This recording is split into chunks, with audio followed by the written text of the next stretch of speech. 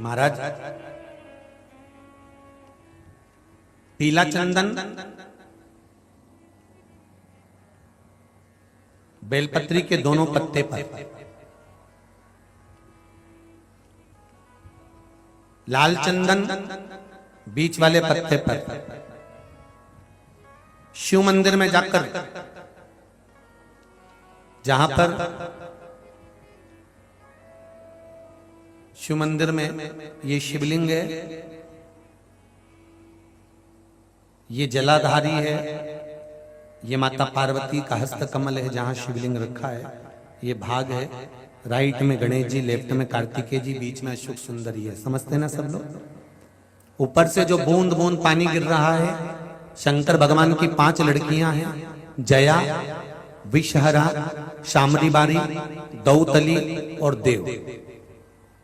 शंकर भगवान के 13 बच्चे हैं, उस 13 बच्चे में से 5 कन्याएं शिव जी के ऊपर है। पांचों का नाम आप सब बोलेंगे, जया, विषहरा, शामरी बारी, दौतली और देव। ये शिव जी की 5 लड़कियां जो शिव जी के ऊपर एक एक बूंद पानी गिरा रही हैं। जो जलाधारी लगती है वो शिव जी की 5 बेटियों के नाम से लगती है।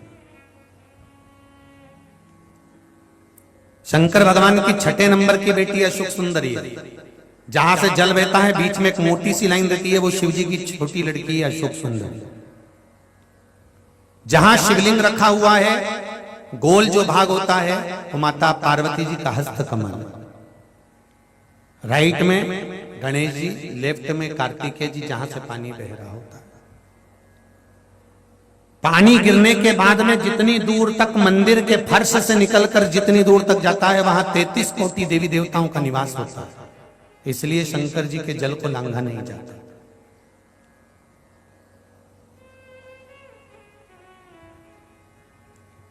नंदी से लेकर शंकर भगवान के शिवलिंग तक सोमसूत्र बनता है।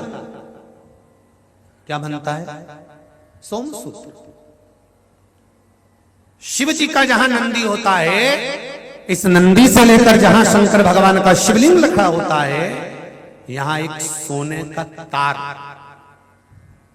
जो प्राण प्रतिष्ठा करने वाले होते हैं ब्राह्मण जन, वो बताते हैं कि यहां से वहां तक एक सूत्र डलता है, सोमसूत्र, नंदी से शिवजी तक। क्यों? कि हम अगर नंदी के पास बैठकर कोई बात अपने दिल की कहें तो शंकर जी तक वो बात पहुंचे, उसको सोमसूत्र वहां से लेकर वहां तक।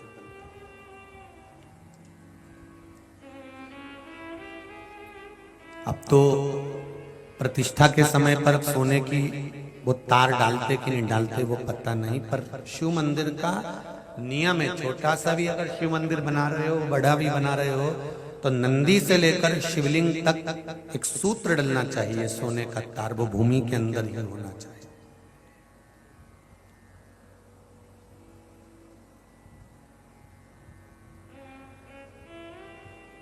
वो भूमि के अंदर हो।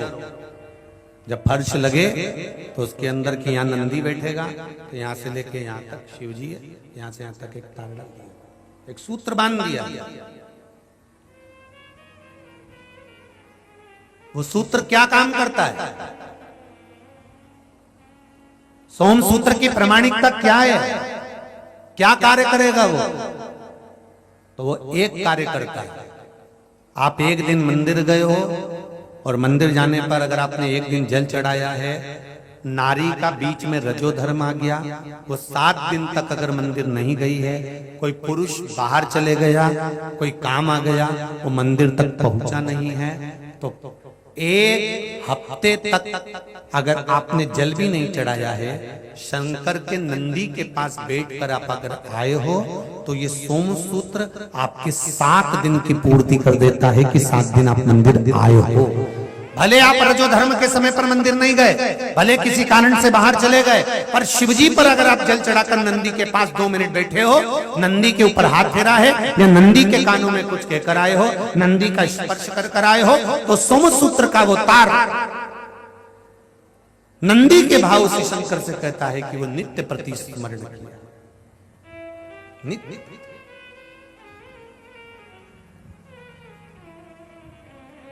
महाराज तो बेलपत्री, दोनों में पीला चंदन, बीच में लाल चंदन, और जो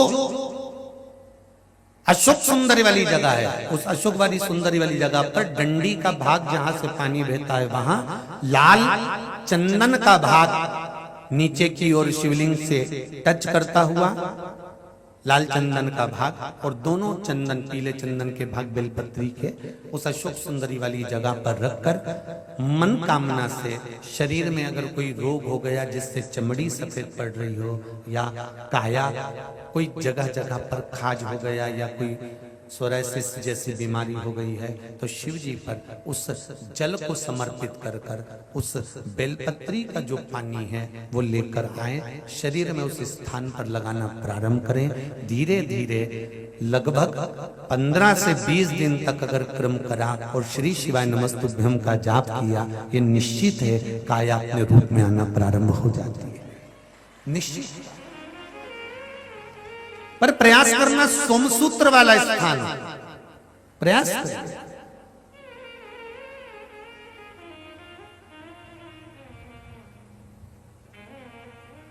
उच्चारण एक ही करना है आपको उस समय पर जल चढ़ाते समय, षडाक्षर मंत्र का उच्चारण।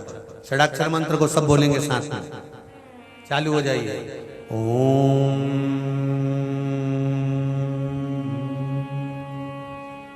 नमः शिवाय, ओम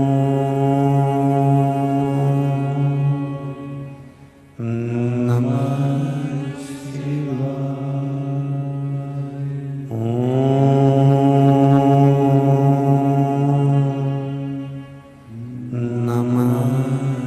शिवाय, ओम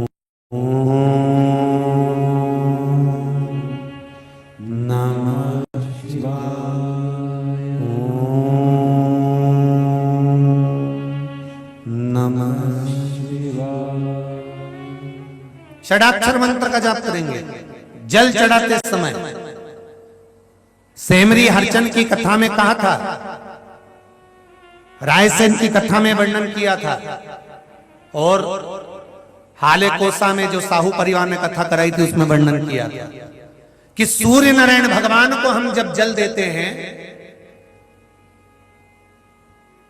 जल की धार एकदम पतली चलना चाहिए, एकदम पानी उंडेल कर नहीं आना, थोड़ा धीरे धीरे स्लो।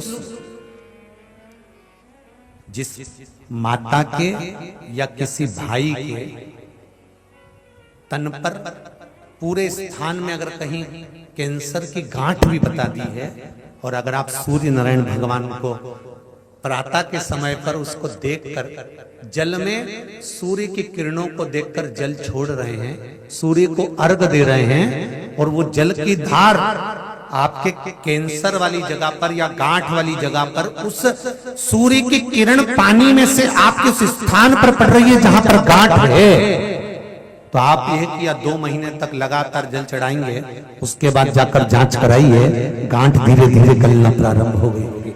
सूर्य के अर्घ में वो बल होता है।